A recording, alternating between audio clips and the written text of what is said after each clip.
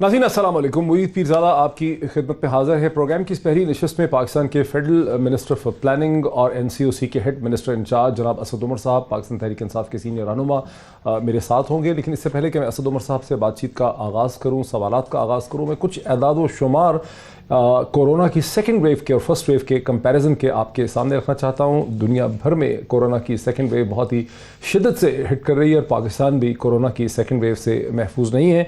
जो एदाद व शुमार मैं आपके सामने शेयर करूँगा, इससे आपको अंदाज़ा हो सकेगा।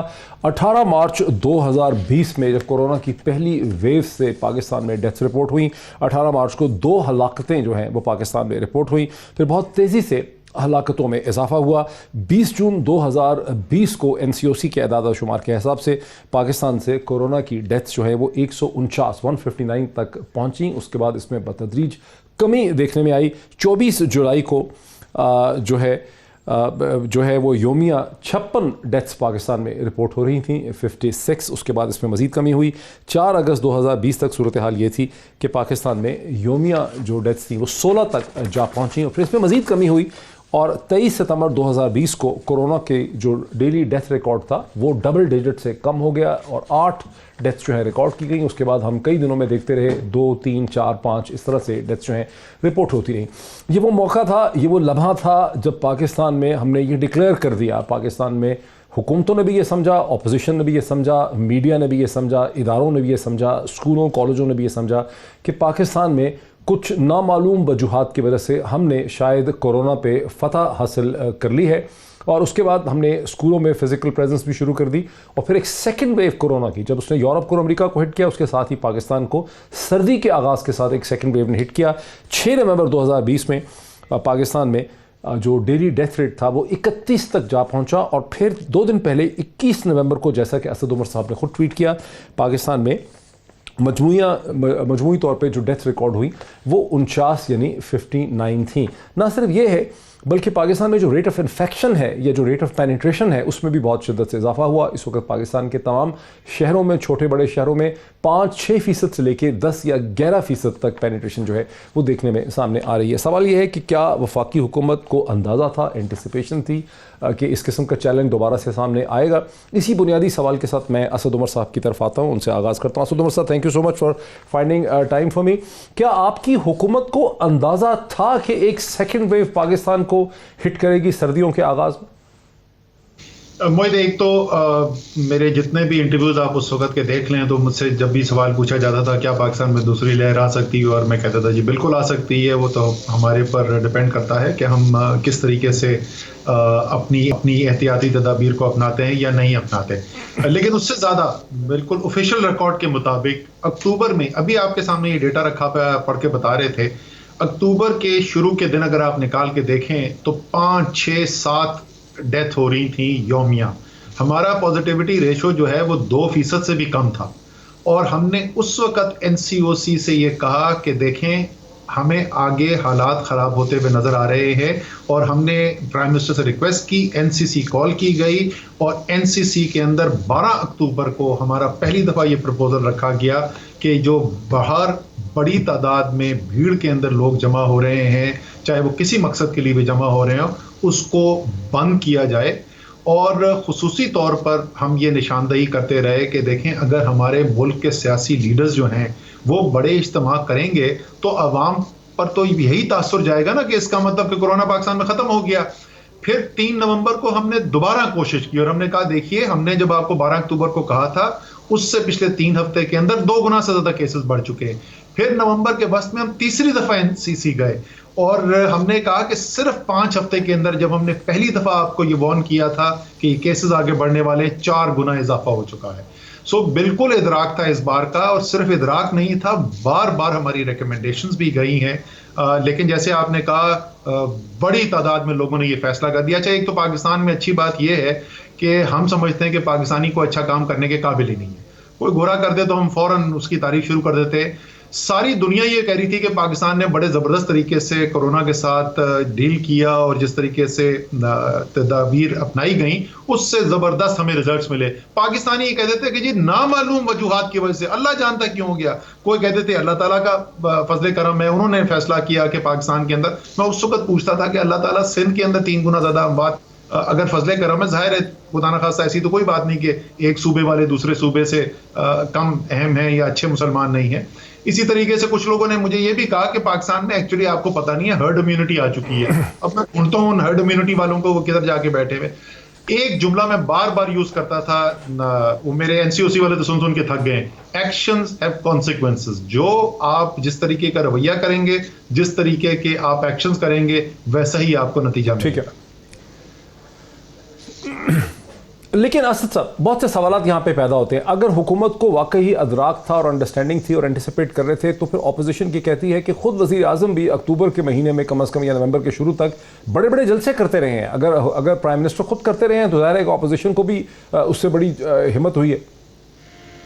सर देखें, इसके अंदर जो है वो ज़ाहिर एक सियासी माहौल है, एक मुकाबले का माहौल होता है। बेतहाशा प्रेशर था प्राइम मिनिस्टर के ऊपर, वो भी उन्होंने सिर्फ 2 दफ़ा किया, और बेतहाशा प्रेशर था कि जी या तो उनको रोकें, या तो अपोजिशन के जलसे बंद करें, और या खुद भी जलसे करें।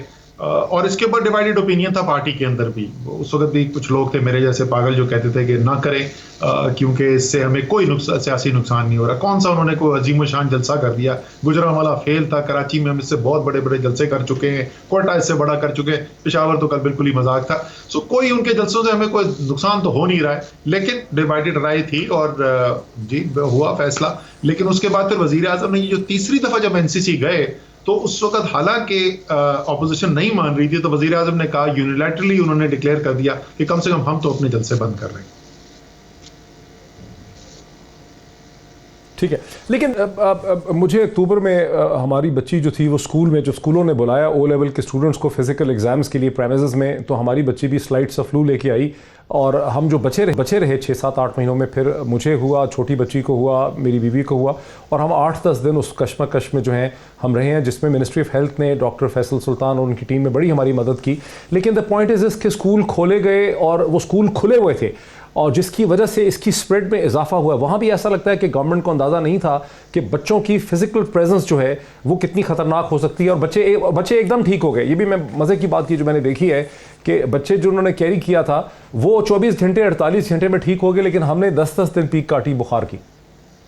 देखिए, अगर जो भी हमने जितने भी फैसले किए ना, तो उसमें जो सबसे ज़्यादा डिबेटेड फैसला था वो स्कूल की ओपनिंग था। ये 6 हफ्ते इसके ऊपर काम किया गया, इसके अंदर पायलट केस रन किए गए, क्योंकि मोहित बात सिर्फ वन साइडेड नहीं है ना, सिर्फ हेल्थ का इशू नहीं है। बच्चों की तालीम को, और पाकिस्तान के अंदर क्योंकि बहुत नौजवान पॉपुलेशन है, तो 5 करोड़ से ज़्यादा बच्चा पाकिस्तान का तालीमी इदारों में जाता है। 1/4 पॉपुलेशन पाकिस्तान की जो है वो एजुकेशनल इंस्टीट्यूशंस के अंदर जाती है।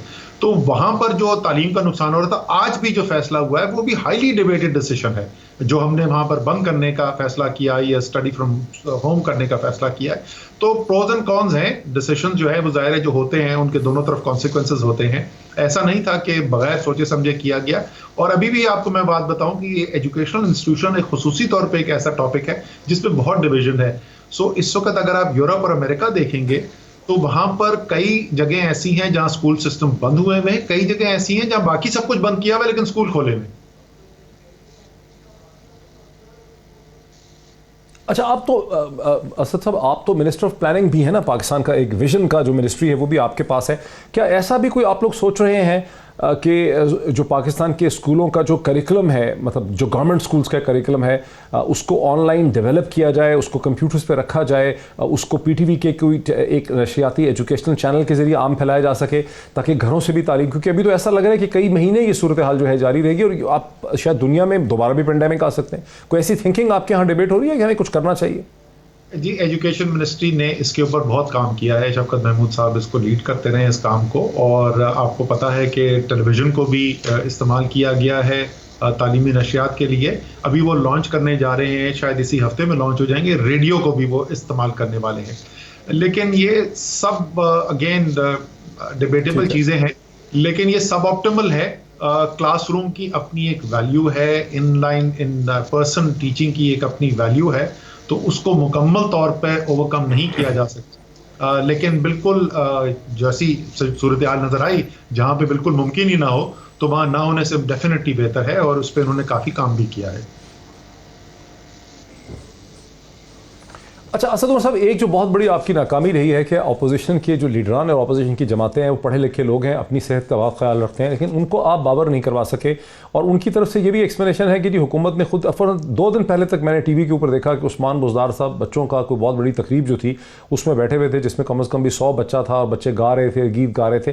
तो जब पंजाब हुकूमत खुद भी जो है वो शो नहीं कर रही, अपनी प्रैक्टिकल एग्जाम्पल से शो नहीं कर रही कि भाई हम खौफजदा हैं, हम एहतियात कर रहे हैं, तो जाहिर है कि अपोजिशन जो है वो शेयर हो रही है। अब वो जलसे करते फिर रहे हैं, वो आपकी बात नहीं मान रहे हैं, तो फिर ये क्या करेंगे आप इस कम्युनिकेशन का? और ये खादम हुसैन रिजवी साहब का इतना बड़ा जनाजा हुआ जिसको टेलीविजन पर लाइव दिखाया जा रहा था, वहां पर भी हुकूमत कुछ करने से बेबस थी।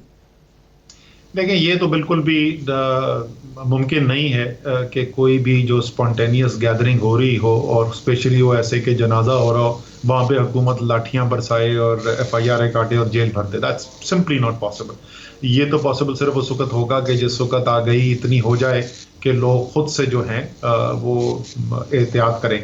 जहाँ तक पॉलिटिकल लीडरशिप की बात है, मेरे ख्याल में आप थोड़ी सी ज्यादती करें। उस्मान बुज़दार के साथ कहाँ 100 बच्चे। NCOC की गाइडलाइन कहती है 300 तक की तकरीब आप कर सकते हैं एज लॉन्ग एज आपने SOPs मेंटेन किए हुए हैं। और 10-10, 20-20 हज़ार लोग एक जगह पे जमा कर देना वो बिल्कुल ही मुख्तलिफ बात है। लेकिन अगर किसी हुकूमती शख्स भी जो कर रहा है, वायलेशन कर रहा है, तो वो गलत कर रहा है और उसको भी कंडेम करना चाहिए अगर कोई कर रहा है। हमारी तो जो सबसे ज्यादा अजीबोगरीब सूरत हाल ये है, ये वो अपोजिशन है जो हमें ये कहती थी कि हमारे खिलाफ तो FIR कटनी चाहिए। ये कहते थे कि जो गरीब लोग हैं, मुतवस्सित तबका है, अगर उनकी रोजी छिन गई है कोई बात नहीं। आपको फेमस स्टेटमेंट याद होगा कि कोई यहाँ पर भूख से नहीं मरता, लॉकडाउन लॉकडाउन लॉकडाउन के अलावा कोई सिलसिला नहीं है, हमें 80-80 हज़ार लोग एक दिन में मर जाएंगे, उससे डराया जाता था। वो लोग जो कहते थे कि गरीब का रोजगार छिन जाए तो वो भी रिस्क ना लो, वो आप कहते हैं कि अगर मेरी सियासत के लिए जलसा ना मैं कर सकूं, बाकी मेरी सियासत जारी रहेगी, सिर्फ जलसा अगर मैं ना कर सकूं तो मैं जो हूं वो मेरे बुनियादी हकूक खत्म हो जाएंगे। वैसे वही मुझे ये नहीं समझ में आ रही कि ये तो मुमकिन नहीं है। ये सब जहां दीदा सियासतदान है, इनको पता है कि इन जलसों से हुकूमत कहीं नहीं जाने वाली, कोई हुकूमत पे फर्क नहीं पड़ा। मुझे तो ये शक होना शुरू हो गया है, जो कुछ लोग कहते हैं कि जानबूझ के जलसे बड़े बड़े इसलिए करें ताकि कोरोना और फैले और उससे जो माशी जो बुरान आए मुल्क के अंदर, उससे शायद हुकूमत को कोई फर्क पड़े। वरना ये तो मुमकिन नहीं है कि ये समझते हैं कि ये जो जलसे कर रहे हैं इससे हुकूमत को कोई सियासी नुकसान होगा। असद साहब, अगर जलसे गैर कानूनी करार दे दिए गए हैं और इस्लामाबाद हाई कोर्ट ने NCOC के फैसलों की तायीद भी कर दी है एक बोल्ड डिसीजन के अंदर, तो फिर हुकूमत पैमरा के जरिए जो इलीगली ऑर्गेनाइज जलसे हैं उनकी ब्रॉडकास्ट को क्यों नहीं रोकती? देखिए, ये जो है ना, अब बड़े अच्छे सवालात हैं कि इंतजामिया एक्शन क्यों नहीं ले रही। ये सिर्फ NCOC का फैसला नहीं, जैसे आपने कहा बड़ा जबरदस्त फैसला इस्लामाबाद हाई कोर्ट ने लिया है। फैसला ब्लैक एंड वाइट फैसला है, हतमी है ये फैसले जो हो रहे हैं। और ये जो है पैमरा जो है वो कुछ, ये तो आजाद इदारे हैं, इनको हुकूमत की तो इंस्ट्रक्शंस नहीं लेनी चाहिए। जब एक डिसीजन आ गया, कोर्ट ने इलीगल डिक्लेयर कर दी एक्टिविटी, इन इदारों को तो खुद ये एक्शन लेने चाहिए, इनको किसी की इंस्ट्रक्शन की तो जरूरत नहीं होनी चाहिए। इनफैक्ट इनको तो इंस्ट्रक्शन पे काम नहीं करना चाहिए, ये तो इंडिपेंडेंट इदारे हैं। तो उसकी अहमियत यह है ना कि जलसे तो पार्टीज इसीलिए करती हैं कि मीडिया के जरिए उसकी मशहूरी होगी, उसकी तशहीर होगी। जलसे में तो हमें पता है कि 5, 10, 15 हज़ार से ज़्यादा लोग कभी होते नहीं है। 15 तो मैंने ज़्यादा कह दिया है। मीनार पाकिस्तान सारा भर लें तो 1.5 लाख, पौने 2 लाख आदमी आते हैं एज टू एज, लेकिन ज़ाहिर है ऐलान कर दिया जाता है कि 10 लाख लोग वहाँ पे थे। तो मीडिया के जरिए सियासी एक्टिविटी की मशहूरी होती है। अगर मीडिया उसे कवर करना बंद कर देगा तो ज़ाहिर है कि उनका इंसेंटिव वो डी इंसेंटिवाइज हो जाएंगे। बिल्कुल 100% दुरुस्त बात है, बट जैसे मैंने कहा पैमरा एक इंडिपेंडेंट इदारा है और उसकी ये जिम्मेदारी है। हो सकता है कल कोर्ट ही उनको कंटेम्प्ट ऑफ कोर्ट में बुला ले कि आप इलीगल एक्टिविटीज क्यों दिखा रहे हैं।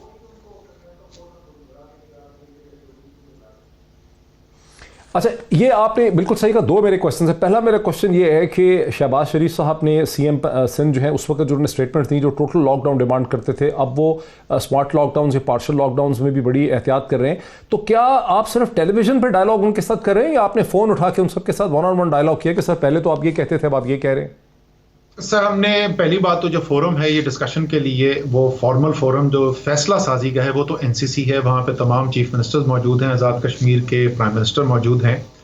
लास्ट जो मीटिंग हुई थी जिसके बाद NCC ने ये फैसला किया था कि बड़े इज्तिमाओं के ऊपर पाबंदी लगाई जाएगी, उसके अंदर चीफ मिनिस्टर सिंध तो नहीं आ सके थे क्योंकि वो उससे एक दिन पहले बदकिस्मती से उनको भी कोरोना हो गया था।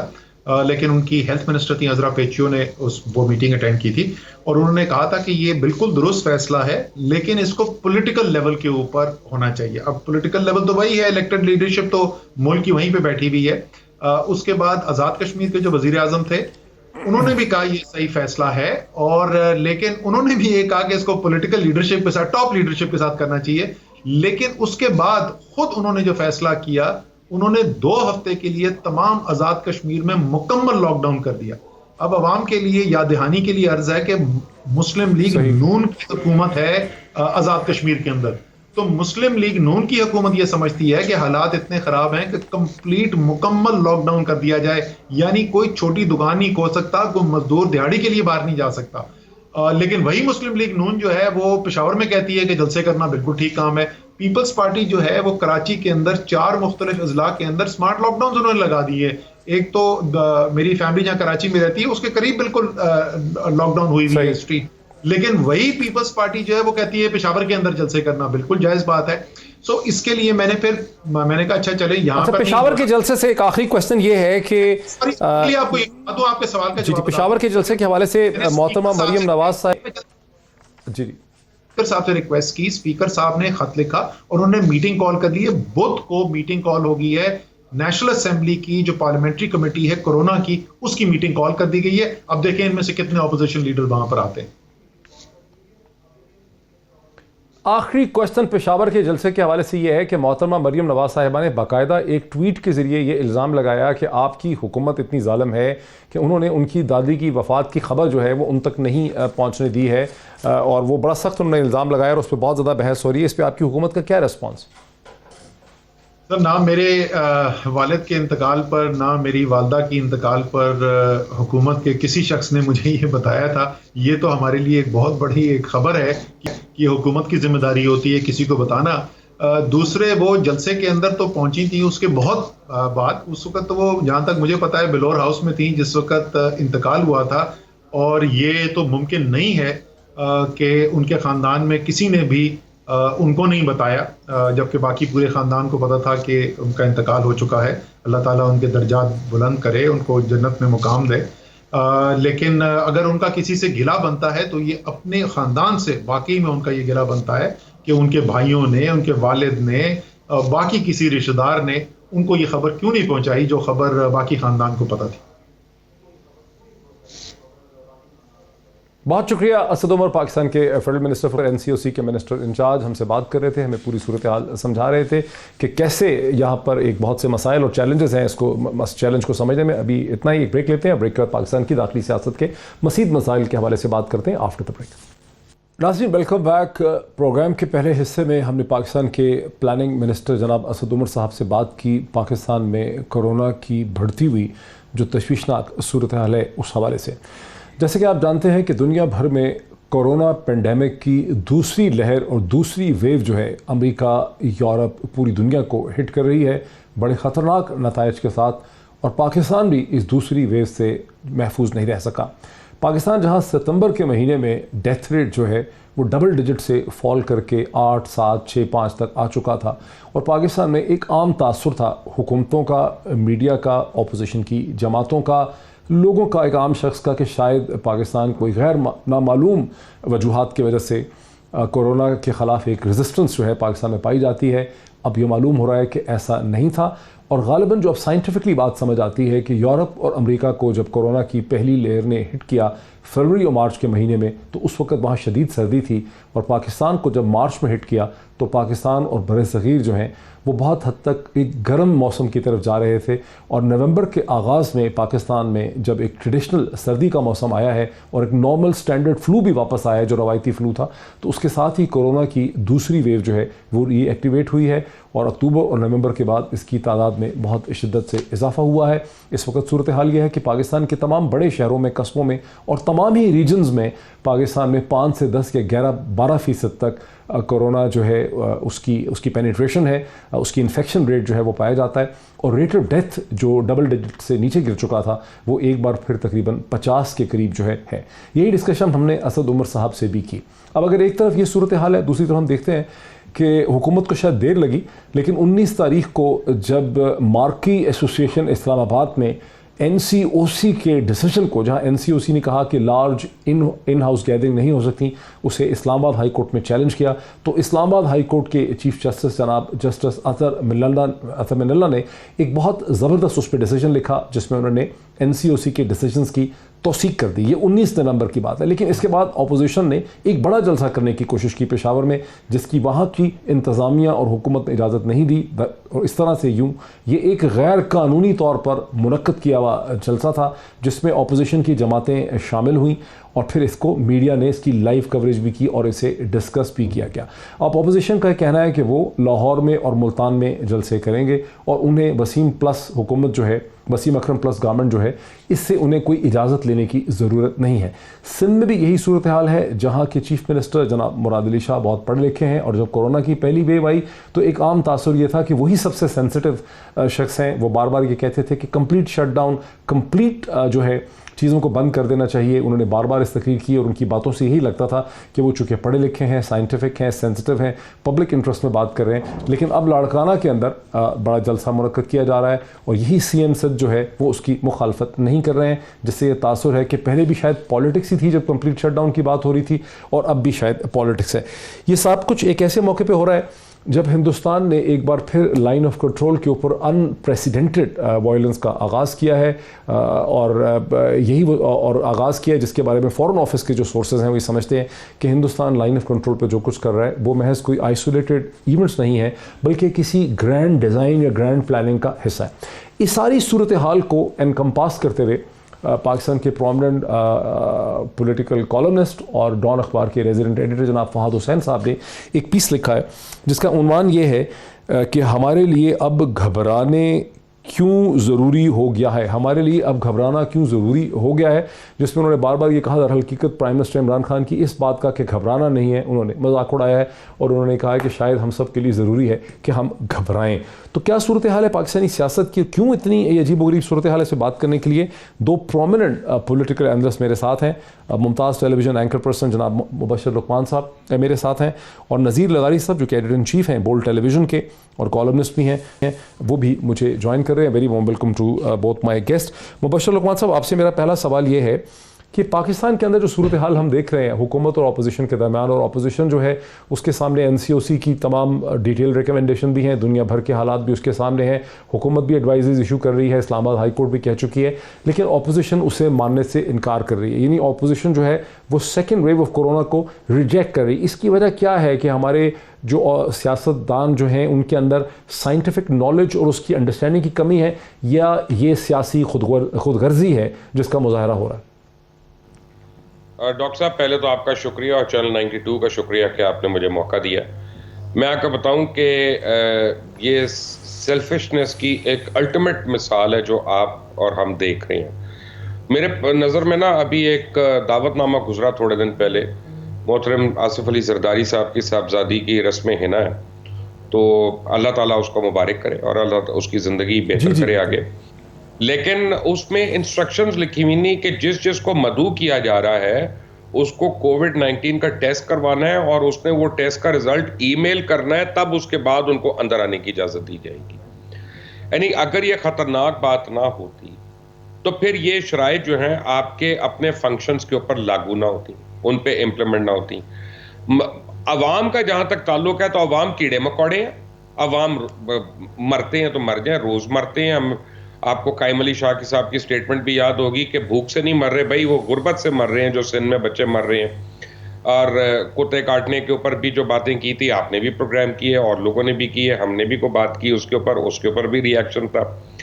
ये अगर खुदगर्जी नहीं है तो क्या है, ये सिर्फ पाकिस्तान तक रिस्ट्रिक्टेड चीज़ नहीं है कि जिसमें हुकूमत की कोताही हम कुछ कहें, बल्कि पाकिस्तान की हुकूमत ने पहली वेव में जो इक़दामात लिए थे वो दुनिया ने उनको सराहा और वर्ल्ड हेल्थ ऑर्गेनाइजेशन ने पाकिस्तान का नाम लिया स्पेशली। तो ऑब्वियसली इसका मतलब है कि जिस तरह से हम सारे उस वक्त लॉकडाउन कह रहे थे और मैं भी कह रहा था, और हुकूमत पाकिस्तान ने कहा नहीं, smart lockdown is the answer, complete lockdown answer नहीं है, और वो उस वक्त उनकी बात सही साबित हुई है, लकीली अच्छी बात है।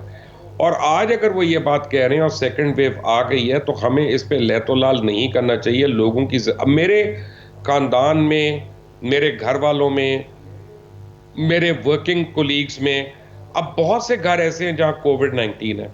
बहुत से लोगों की डेथ्स हो चुकी है जिनके जनाजे हम लोग खुद उठा चुके हैं, अपने अजीज़ों के, अपने अकारिब के।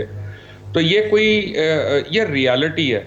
और मैं अभी तक समझता हूँ, एक बात आपने अपनी जो इंट्रोडक्शन में कही थी, मैं उससे थोड़ा सा इख्तलाफ करूंगा कि हिंदुस्तान और बरसगीर की आप बात कर रहे थे। अगर ये हीट और कोल्ड का सिर्फ चक्कर होता तो पाकिस्तान में क्यों बेहतर रिजल्ट था, और हिंदुस्तान में जहाँ इतनी गर्मी थी वहाँ क्यों लोग इतने मरे, सऊदी अरेबिया में हमसे ज़्यादा गर्मी थी वहाँ पे भी लोग मरे। तो ये भी अभी कोई साइंटिफिक एविडेंस नहीं है कि ये कोल्ड में होगा और हीट। हमें साइंटिफिक एविडेंस सिर्फ एक ही है कि हमें एहतियाती तदाबीर लेनी है, इसके ऊपर सोशल डिस्टेंसिंग करनी है, और तभी हम बच सकते हैं और अपने प्यारों को बचा सकते हैं। मेरा ख्याल है इसमें बहस नहीं होनी चाहिए, इस पर बहस नहीं होनी चाहिए। मेरे साथ रहिए, मैं लगारी साहब की तरफ चलता हूँ। लगारी साहब, इसे हम कैसे एक्सप्लेन करें? जैसे कि मैंने अपने इब्तदाइये में इंट्रोडक्शन में कहा कि सीएम सिंध जो है मुराद अली शाह साहब, जब उन्होंने कोरोना के पहली वेव के दरमियान में एक पोजीशन ली, कंप्लीट शटडाउन की उन्होंने बात की, कंप्लीट उन्होंने बंद कर देने की बात की, और वो इसके ऊपर बड़ी पैशनेट तकरीरें करते रहे। तो हम सब यही समझे कि वो वाहिद चीफ मिनिस्टर हैं, चूँकि वो पढ़े लिखे हैं, अमेरिका से पढ़ के आए हैं, वो सेंसिटिव हैं, कराची बड़ा शहर है, उन्होंने इसका अंदाज़ा लगा लिया है। तो हम सभी लोग बड़े मुतासर हुए, और मैं, आप चेक कर सकते हैं यूट्यूब के ऊपर कि मैं अपने टेलीविज़न प्रोग्राम में कहता रहा कि सीएम सिंध जो है वो सही बात कर रहे हैं, वही चीज़ों को अंडरस्टैंड कर रहे हैं। लेकिन अब सीएम सिंध जो है वो लड़काना में जलसा होने दे रहे हैं, वो इस चीज़ को सपोर्ट कर रहे हैं, उस पर कोई पोजीशन नहीं ले रहे। अब वो स्मार्ट लॉकडाउन भी नहीं कर पा रहे उस तरह से, और अगर किए भी हैं उन्होंने सिंध में बाज़ जगहों पे, तो वो पेशावर के जलसे को भी सपोर्ट कर रहे हैं और लाड़काना के जलसे की इजाज़त दे रहे हैं। इससे तो फिर ये गुमान गुजरता है, एनालिसिस तो कम से कम यही नज़र आता है कि मुराद अली शाह साहब पहले भी सियासत कर रहे थे और अब भी सियासत कर रहे हैं। It was all a politics, मतलब वो सिर्फ अपोज कर रहे थे फेडरल गवर्नमेंट को, कोई असूल नहीं था उनके सामने। पहली बात तो ये है कि बहरहाल वो सियासतदान है, इसमें तो कोई शक नहीं है, और सियासतदान फैमिली से हैं कि चीफ मिनिस्टर, मेरे ख्याल में ऐसे बहुत काम होंगे कि उन बाप भी चीफ मिनिस्टर हों और फिर बेटे भी चीफ मिनिस्टर बने। तो ये तो एक मुसलसल पिछले कोई 20-22 साल के वक्फे से वालिद के बाद बेटा चीफ मिनिस्टर बने हैं। और दूसरी बात ये है कि ये आपकी बात बिल्कुल ठीक है कि पहली बार जब कोरोना का हुआ तो उन्होंने वसी पैमाने पर मुशावरत की, और 2-3 बार मीडिया के जो सीनियर लोग हैं, सीनियर के बस मीडिया के लोग, अच्छा कहा है मुबशिर लुकमान साहब ने कि सीनियर वीनियर क्या होता है, जो साहबी होता है वो साहबी होता है, और जो एंकर होता है वो एंकर होता है। बहरहाल तो उन्हें बुलाया, उनके साथ उन्होंने गुफ्तगू की, बल्कि उन्होंने माहौल साजी के लिए उनसे भी कहा कि भाई कुछ आप लोग मदद करें और हम जाएं इस तरफ को कि हम लॉकडाउन की तरफ जाएं। तो उसकी लॉकडाउन की तरफ चले भी गए, बल्कि सबसे पहले उन्होंने लॉकडाउन किया, फिर उसके बाद उन्होंने पूरे ट्रांसपोर्ट को बंद करने का इसको सीरियसली लेते थे, तो अब क्यों सीरियसली नहीं ले रहे?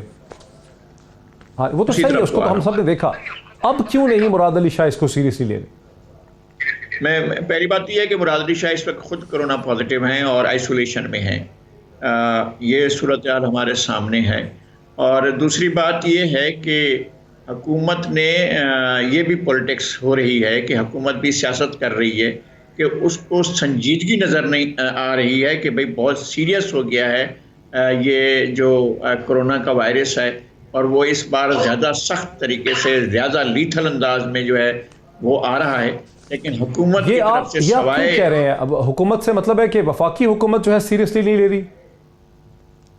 मैं अर्ज ये कर रहा हूँ कि वफाकी हुकूमत ने ये तो बताया है कि सीरियस है और ये जो है बहुत लीथल है, लेकिन हुकूमत ने सवाए अपोजिशन पर तनकीद करने के अमलन खुद कोई इक़दाम नहीं किए हैं।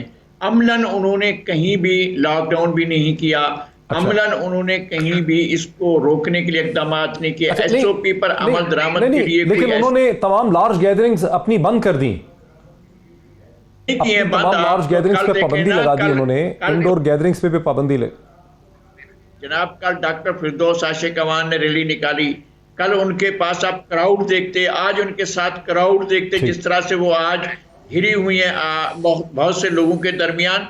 तो और भी पॉलिटिकल एक्टिविटीज हो रही हैं हुकूमत की तरफ से, हुकूमत इस तरह से कर रही है।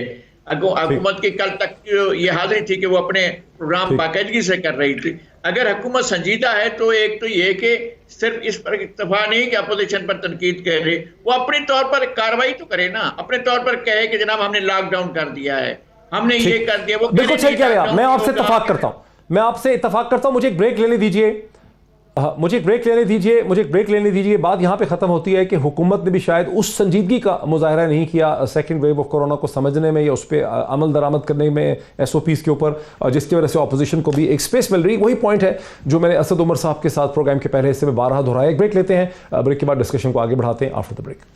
नाज़रीन वेलकम बैक। मुबशर लुकमान साहब की तरफ चलता हूँ। मुबशर साहब, मैं एक आइडिया मजीद यहाँ पर थ्रो करना चाहता था, प्लांट करना चाहता था, और वो आइडिया बुनियादी तौर पर यह है कि पाकिस्तान में हम सारे जो मीडिया प्लेटफॉर्म्स हैं, एंकर पर्सनस हैं, टेलीविज़न चैनल हैं, हमारे न्यूज़, हम सब जो हैं, ख़ास करके हमारे जो TV प्रोग्राम्स जैसे कि हम होस्ट कर रहे हैं, हम सियासतदानों की स्टेटमेंट से हाईजैक होते हैं और हम जो हैं उनके कंट्रोल में हैं, हमें वो यूज़ करते हैं अपनी सियासत के लिए। उसकी मैं एग्जांपल के दे रहा हूँ कि जब से 2002 से पाकिस्तान में टेलीविज़न चैनल्स शुरू हुए हैं, तो आइडिया ये था कि जो भी पॉलिटिशियन अपनी ओपिनियन का इजहार करता है, उसको ओपिनियन का इजहार एंकर पर्सन करने देता है। आगे से ये कभी नहीं कहता कि आप सर जो चीज़ कह रहे हैं ये दुरुस्त नहीं लग रही है, ये हक़ाइक़ के मुनाफी है। जो चीज़ अब CNN ने और अमेरिका ने शुरू कर दिया डोनाल्ड ट्रंप के बाद, हम यहाँ पर नहीं कहते। तो हमारे जो सियासतदान हैं वो कुछ भी कह देते हैं और आवाम समझती है कि शायद ये फैक्ट्स हैं, जिसकी वजह से पाकिस्तान में एक आम आदमी जो टेलीविज़न देखता है वो यकसर कंफ्यूज्ड है कि हकीकत क्या है। आप क्या समझते हैं, इसे कैसे देखते हैं और क्या करना चाहिए इसका? पता नहीं, बड़ा मुश्किल सवाल है, क्योंकि मुझे नहीं पता कि ये ट्रूली सही है कि नहीं। हम बहुत दफ़ा जब डिसएग्री करते हैं उनसे, तो वो क्या करते हैं, पूरी की पूरी पार्टीज हमारे शोज़ का बॉयकॉट शुरू कर देती हैं। और ये भी होता है, आप देखेंगे कि एक ज़माने में MQM ने मेरे शो का बॉयकॉट किया, कई साल PMLN ने बॉयकॉट किया, किसी हद तक पीपल्स पार्टी ने भी किया। वो मेरे ज़ाती दोस्त तो आ जाते थे, बाकी नहीं आते थे। तो ये प्रॉब्लम तो रहती है हमें। देखें, अब बात ये है कि पाकिस्तान में जो मीडिया है ना, वो इवॉल्व हो रहा है। पाकिस्तान का मीडिया जो है वो बहुत कुछ सीख भी रहा है रास्ते में, और जिसमें हम लोग भी सीख रहे हैं। हमसे भी गलतियाँ होती हैं, ऐसी बात नहीं है कि हम गलतियों नहीं करते, और सियासतदान भी गलतियाँ करते हैं। प्रॉब्लम यह है कि हम किसी की गलती मानने को भी तैयार नहीं होते। अब देखें, अगर आप आज के तनाजुर में ले लें तो जितनी मुश्किलात मीडिया को आज है ना, मेरा ख्याल है कि कभी भी कहीं नहीं, मेरा नहीं ख्याल कि इतनी हम पहले मुश्किलात थी या कदगन थी हमारे ऊपर या मीडिया वालों के ऊपर, और बड़ी सख्ती भी है। और वो मुख्तलिफ डायरेक्शंस की वजह से हैं। जी देखें, बात यह है कि डायरेक्शंस कहीं से तो ओरिजिनेट कर रही है ना। अब मुझे तो नहीं पता ना कि मैं कहाँ पे जाऊँ उसके लिए। अच्छा, तो मेरे पास कई दफ़ा मेरे ऊपर काउंसिल ऑफ कंप्लेंट्स ने बगैर सुने मुझे फाइन भी किया हुआ, ऐसा भी हुआ हुआ। तो मेरा मतलब है कि यहाँ पे मीडिया के ऊपर हर एक की एक राय, जिस तरह खाने के बारे में हर एक की राय होती है ना कि खाना, वो कढ़ाई कैसे बनानी है, काली मिर्चें डालनी है, टमाटर डालने हैं, तो मीडिया में भी हर आदमी बता रहा होता है रिपोर्टिंग कैसे करनी है या प्रोग्राम कैसे करना है, और कुछ जब करना पड़ता है तो फिर उनको पता चलता है। लेकिन अब प्रॉब्लम यह है कि अगर मीडिया ज़्यादा एथिकल हो जाए ना और स्ट्रॉन्ग हो जाए, तो ये सियासत, आपकी आधी जमातें तो वैसे ही गायब हो जाएंगी, क्योंकि इनकी सियासत ही टेलीविजन की है, इनकी सियासत ही प्रेस कॉन्फ्रेंस। मैं आपको बड़ी इंटरेस्टिंग बात बताता हूं कि ब्रेक से पहले मुबशर साहब, आपने ये कहा कि हिंदुस्तान, अगर गर्मी और सर्दी का ही मामला होता तो फिर हिंदुस्तान जो है उसका जो रेट है वो हमसे ज़्यादा ना होता। तो मुझे उस वक्त ये गुमान था मेरा कि हिंदुस्तान की पॉपुलेशन चूँकि बहुत ज़्यादा है, लेकिन शायद रेट ऑफ डेथ और इन्फेक्शन उनका हमसे बराबर ही है। तो मैंने फिर ब्रेक में उसको चेक किया और आप सही कह रहे थे, हिंदुस्तान का रेट हमसे इसलिए ज़्यादा है कि इस वक्त 9.1 मिलियन उनके केसेस हैं और 1,34,000 उनकी सरकारी तौर पे ऑफिशियल डेथ रेट है, जबकि पाकिस्तान की कुछ 7,000 के करीब है, जिसका मतलब है कि पाकिस्तान से हिंदुस्तान का जो रेट ऑफ डेथ है वो तकरीबन 19-20% ज़्यादा है। और हिंदुस्तान इतना बड़ा है कि उसमें से बहुत सी मिसिंग भी हो गई होगी, क्योंकि हिंदुस्तान की आबादी पाकिस्तान से 6 से 7 गुना ज़्यादा है, लेकिन वहाँ पर डेथ जो हुई है वो तकरीबन 19 या 20 गुना ज़्यादा हुई है।